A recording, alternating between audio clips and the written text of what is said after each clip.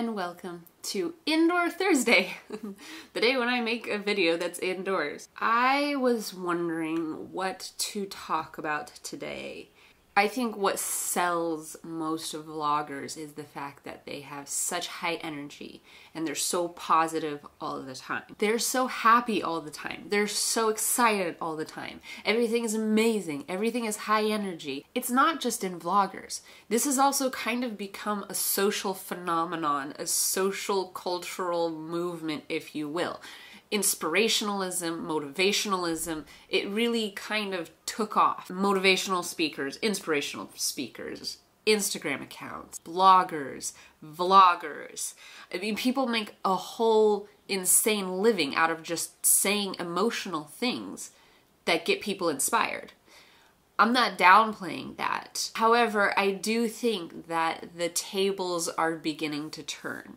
And I feel like people are getting tired of that. I know I can. There's a lot of fakeness in that.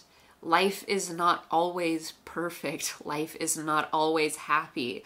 Life is not always inspirational. Life is not always motivational. We went through a period where people who were really positive and inspirational were really looked up to because it felt good to have somebody kind of reach down and pull you up out of your life and give you a new vision for what a positive outlook on life could look like. And that's important. I really believe that. And as most things do tend to go this way, it became commercialized and it became a hot selling commodity, and now inspirationalism is like what everybody's trying to emulate. Everybody's trying to promote themselves on social media or wherever as inspirational and happy and positive all the time. I've never forgotten this saying from the first time I heard it. You can fool all the people some of the time, and you can fool some of the people all of the time, but you can't fool all the people all the time. I don't think that people who are making super inspirational, super motivational, super positive content are trying to fool people. I just think that they start to lose sense of reality. Reality is that there is crap we have to go through. That is reality. There's suffering. Life is not easy. My personal philosophy is to look at life and say, life is suffering. Life is difficult. Life is hard. But I choose to go forward with a positive, grateful attitude. And I feel that people appreciate that. After a while, inspirational lifestyle, motivational things becomes, you stop believing it. And you can sense it in another person. When their life is not going well, when they're really to their core unhappy about something, and then they're smiling and giving you a real inspirational talk, people feel that. People aren't idiots. People are smart. We're perceptive. We see and feel things. We don't understand why we see and feel them. They're intuitive. This isn't directed at anybody in particular, at any one person. Why am I bringing this up? Why am I talking about this? Well, how do you raise kids like this? You know, how do you look at your 3-year-old and have a candid conversation with her about that? I feel one of the most wonderful and beautiful qualities of children is that their understanding surpasses what we comprehend or what we assume they're capable of. The other night, we had a very real conversation with Olivia about death and about dying. God. Why am I making this vlog? Oh, I have no idea why. I didn't have anything specific to talk about, and it's just been, these are thoughts that have been on my mind a lot. They're dreadfully unhappy. They're extremely bad for views and subscribers, I'm sure. So both of my grandmas are very near and dear to my heart. Their health has been declining, and one of my grandmas had a few scares, didn't know if she was going to be okay, if that was going to be it. That is by far the most difficult thing about living so far away from my family, is not being there for things like this. And when we talked with Olivia about this, that people die, and for us, we believe that that's not the end, but still, it's a painful separation. It's something that's very sad, and it's what starts to happen as people get older. You never know how these conversations will go with your 3-year-old, with your children. You never know. You kind of, I feel like I always expect it to go one way, and it never does. And it's always interesting the way it does go. But it started out as just, you know, my grandma's not doing that well, and I really want to spend time with her. And Olivia said, and she could die. And we said, yeah. And one day she will. One day we all will. That is what makes life so precious. And Olivia started to ask questions, and we answered them. I try to just answer very calm, very simple. And she has, as all children do, I think, this wonderful ability to accept it and give her thought on it, which is always remarkable. Seriously, why am I making this vlog?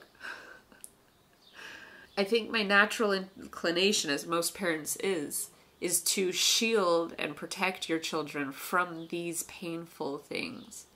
I wish I could remember who said it, but somebody said, I can choose to shelter my child in order to keep her safe and protected from the world. Or I can educate her so that when she leaves, she will be safe and protected in the world. I really parent by that philosophy. I want to be the one that has these conversations with her, that when she becomes her own independent person, making decisions for herself, that she's prepared and equipped with a childhood that's full of philosophy and based on good thoughts and right knowledge. But how much of that do you share with them? You don't want to crush them. You don't want to burden her. And I think some kids are more carefree than others as a character trait. Olivia's a very thinking child. I was also, Luca probably was also.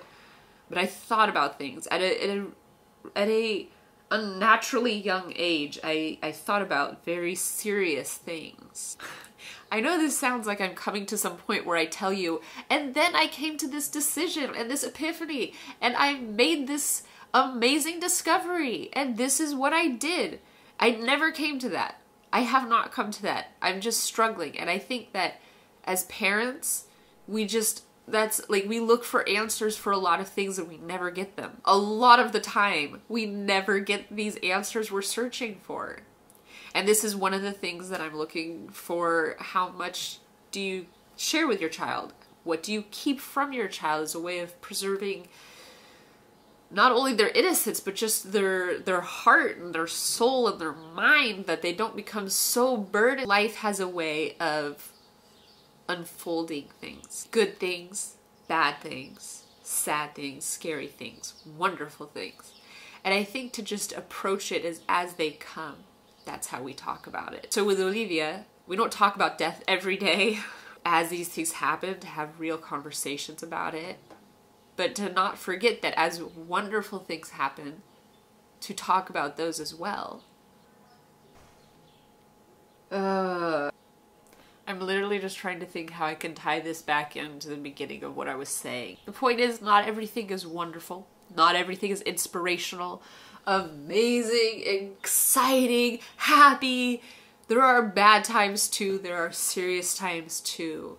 And rather than hide that or shelter children from that or not share that with anyone, I feel like it's real and to the benefit of most people to share that. You know, in a lot of my comments, people tell me, you're so positive, you're so inspiring, I love having a daily dose of you, and like, I appreciate that so much. And it always kind of surprises me when I think of people who are on YouTube or anywhere else for that matter, who are the positive, inspirational types. I really feel I'm not that kind of a person. So I'm always a little bit surprised when people say that, but that goes back to what I was saying in the beginning, that people are tired of 24/7 inspirationalism. People are tired of people who are positive and happy and excited all the time, because it's not real and everyone knows that. So life is not always going to be happy and positive and exciting. As a parent, how do you use that to teach your kids to be good people? How much to share, how little to share, it all kind of spiderwebs together. My apologies if this was not the vlog you were hoping for today.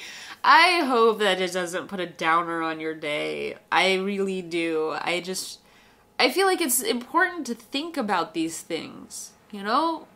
To bring a little bit of seriousness into life sometimes.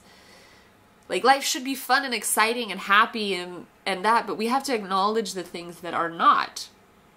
And in a way, the contrast gives greater relevance and greater goodness to the things that are positive. Looking at some of the difficult things in life, I am very grateful for all of the good things I do have in life. Why am I making this vlog?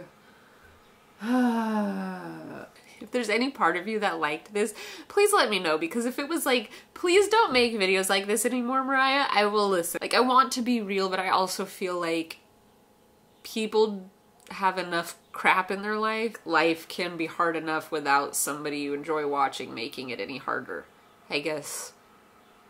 So, yeah. Let me know your thoughts on that. I really don't know why I am making this vlog. I just felt like this is something I'm thinking about right now. So I thought I'd share it with you. I'll see you tomorrow.